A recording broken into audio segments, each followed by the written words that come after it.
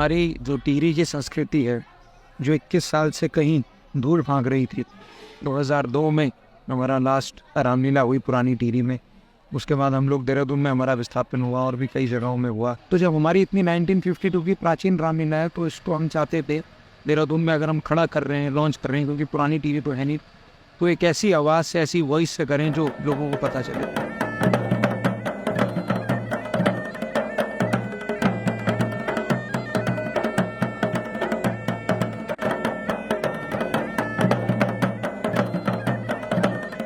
मैं धीरे धीरे ये आग्रह करूंगा, इस अनूठे आयोजन को जो आज से और 25 तारीख तक लगातार आपके बीच में ये आयोजन होता रहेगा, पीछे जितने भी दर्शक हमारे खड़े हैं उनसे मेरा निवेदन होगा कि अपना स्थान ले लें।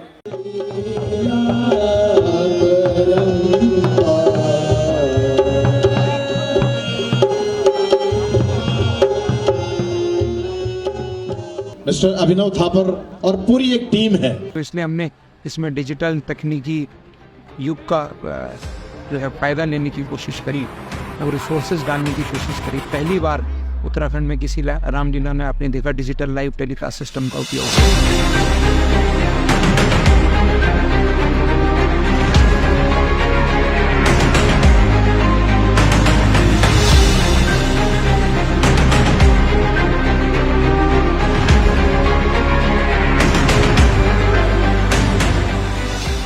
का फ़ायदा ये मिला कि हमारा टारगेट तो था 11 दिन में 50,000 का। आज मुझे पूरा विश्वास है हमारा ये 11वां दिन खत्म हो गया, हम 10 लाख टच कर जाएंगे।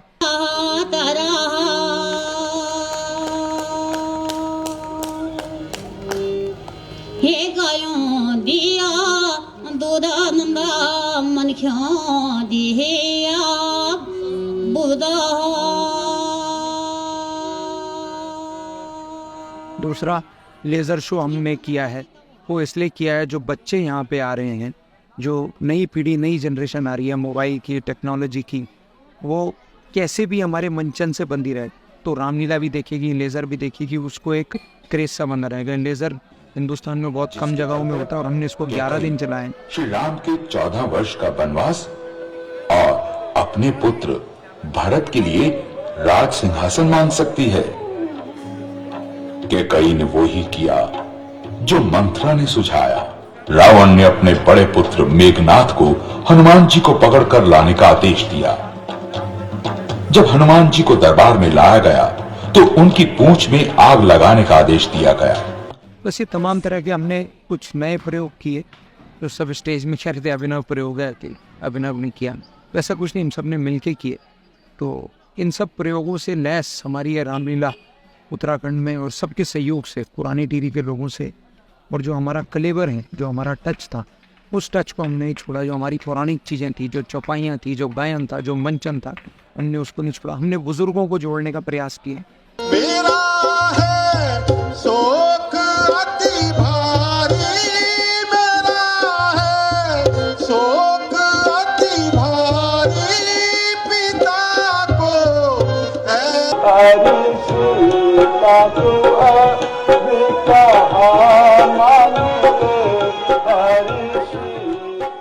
टिहरी नगर के अंदर देहरादून में टिहरी की रामलीला हो रही है। देहरादून में ये सबसे अच्छी बात है।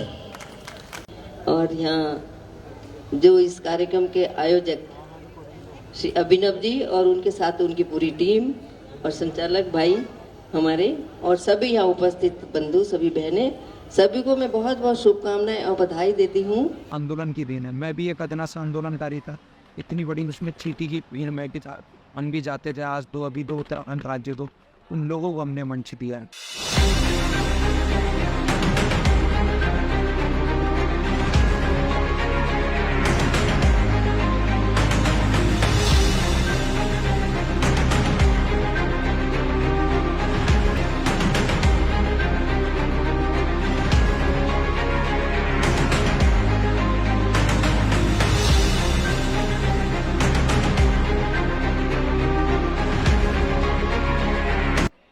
और हमारा अपने मंच को अपने आप को अनुग्रहित किया।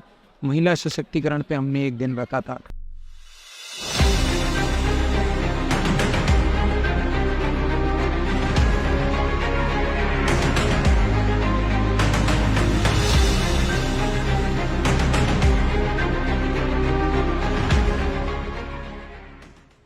यहाँ पे हमने साधु संत समाज पे एक दिन रखा था।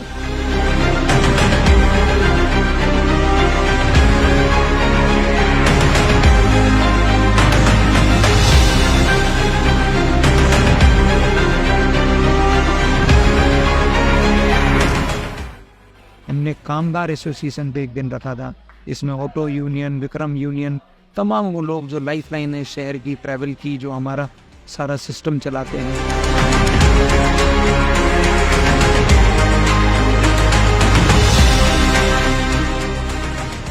तो इसी मंच में पूर्व मुख्यमंत्री त्रिवेंद्र सिंह रावत जी, हरीश रावत जी, निशंक जी भी आए, सरकार के मंत्री भी आए, विधायक भी आए, किशोर उपाध्याय जी, सुबोध उनियाल जी, आपका विनोद चमोली जी, विक्रम सिंह नेगी जी, तमाम लोग आए। आज विनोद कंडारी जी थे समाप्ति। काशी की धरती सर्वश्रेष्ठ है, जो माँ गंगा जैसी बेटी पैदा कर सकती है, माँ यमुना जैसी बेटी पैदा कर सकती है, और आप सबको पैदा कर सकती है। सबसे बड़ी बात ये सराहनीय कार्य नौजवानों ने किया है। जहां एक तरफ हम राम की मर्यादा को, अब इसका तो वर्षानुवर्ष मंचन हो रहा है और हम सब लोग इससे वाकिफ भी हैं, लेकिन जितना भी इसका मंचन होता है कम पड़ता है, फिर देखने की इच्छा करती है। मैं वहाँ पर टिहरी झील में थे। कोई भी चीज़ है, एक शुरुआत होती है तो नया रूप देती है। ऐसे ही रामलीला की उन्होंने एक शुरुआत करी लेजर की यहाँ पर, और मैं समझता हूँ कि ये भी आगे चल करके एक बहुत बड़ा रूप लेगा। अभिनव थापर जी, रामलीला के सम्मानित डायरेक्टर महोदय, सभी सम्मानित पात्र जो एक अद्भुत कार्य को 1952 से लगातार चल रही है और बीच में व्यवधानवार फिर आपने शुरू कर दी। मैं समझता हूँ कि टिहरी सांस्कृतिक दृष्टि से, सामाजिक दृष्टि से और हर दृष्टि से बहुत महत्वपूर्ण रहा है। उसका देश के लिए भी योगदान है और तमाम तरह का जो योगदान है उस टिहरी को न तो भुलाया जा सकता है और न उससे भुला करके विमुख हुआ जा सकता है। मुझे बहुत खुशी है कि उस परंपरा को आपने शुरू किया है। मैं आपको बहुत बधाई और शुभकामना देना चाहता हूँ। आपने इस रामलीला का पुनर्जीवन करके जहाँ भगवान मर्यादा पुरुषोत्तम को स्मरण करने का काम किया है, वहीं टिहरी के लोगों को जोड़ने का भी काम किया है। मैं आप सबका आभार व्यक्त करता हूं और इस योगदान को चलचित्र यहाँ से दिखाई जाते हैं, वो हम सबको दिल को छू लेते हैं। मैं शुभकामनाएं और बधाई देना चाहूंगा आपको कि आप इसी तरह से अपने हौसले को बुलंद कीजिएगा। अभिनव और उसकी पूरी टीम को बहुत बहुत साधुवाद, बहुत बहुत शुभकामनाएं। और क्योंकि ऐसे प्रयास करना आसान काम नहीं होता, ये प्रयास करना बड़ी हिम्मत का काम है। शुरुआत हुई है। थापर जी बता ही रहे हैं कि वकील हैं, कॉन्वेंट में पढ़े हैं, नेतागिरी करते हैं, बड़े नेता हैं, लेकिन उसके बावजूद भी इतना बड़ा पात्र इस रूप में कर रहे हैं। पूरी समिति को मैं हृदय से बधाई, शुभकामनाएं देता हूं और अगले साल अच्छा होगा। विनोद चमोली जी को भी इसमें जोड़ के रखना है।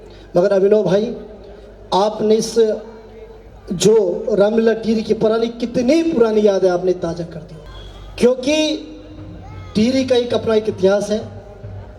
पुरानी टिहरी की एक बहुत सारी यादें हैं।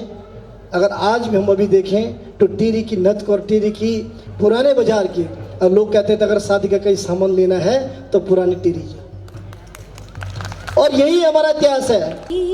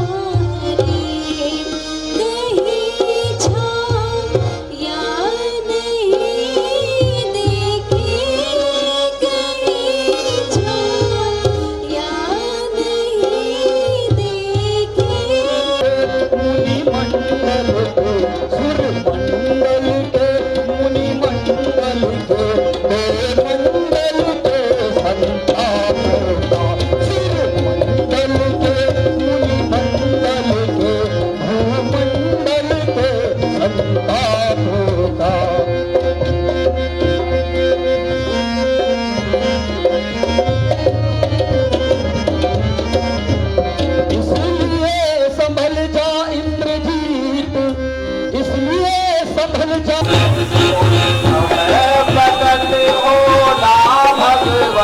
जब संकट आज्ञा तुम दो महाराज, आज पिता जाऊं लड़न। आज्ञा तुम दो महाराज, आज पिता जाऊं लड़न।